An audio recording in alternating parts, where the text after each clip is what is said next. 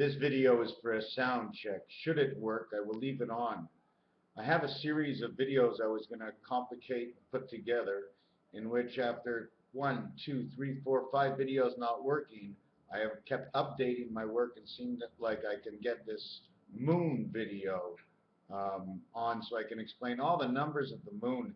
They are insane. We are in a satellite system of energies. It is retarded and beautiful and fantastic the way the numbers go together so perfectly, and each one with its own explanation, only because there's such a large breakdown for so many stories about the moon. The dates, the times, the peoples, it's incredible. And it has two O's in it.